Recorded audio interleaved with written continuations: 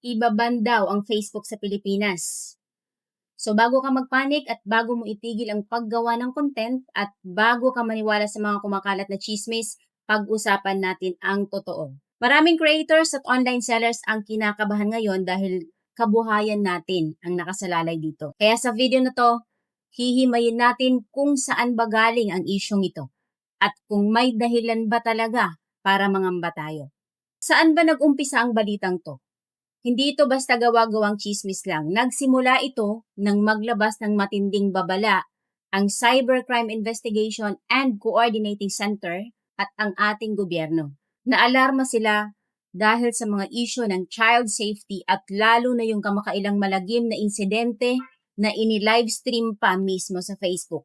Ngayon, umalma ang mga otoridad dahil inabot ng ilang minuto bago tuluyang na-take down ng system ang video.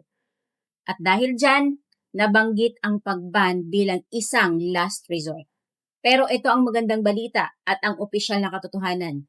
Hindi ibaban ang Facebook sa Pilipinas. Kagagaling lang sa opisyal na pahayag ng Malacanang at ng Department of Information and Communications Technology na walang agarang pangangailangan na i-block ang platform. Bakit? Dahil mabilis na nakipag-ugnayan ng Meta sa gobyerno natin.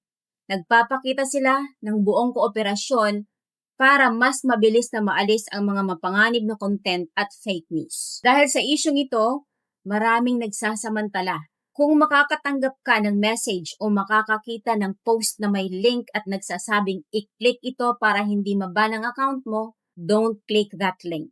Isa itong malaking phishing scam para manakaw ang account mo. Maging matalino tayo at huwag magpadala sa takot.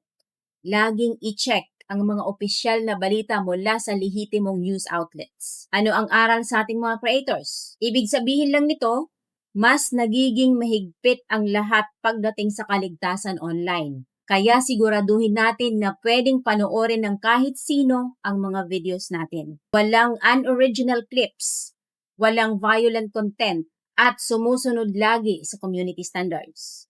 Hanggat malinis ang record mo at nagbibigay ka ng magandang value sa viewers mo, ligtas ang dashboard.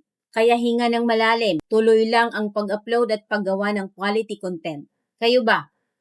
Nung una ninyong nabasa ang balitang ito, ano ang kauna-unahang pumasok sa isip niyo? Ibahagi ninyo ang inyong naging reaksyon sa comments sa ibaba at pag-usapan natin. Huwag kalimutang i-share ang video na to para kumalma din ang mga kapwa nating creators.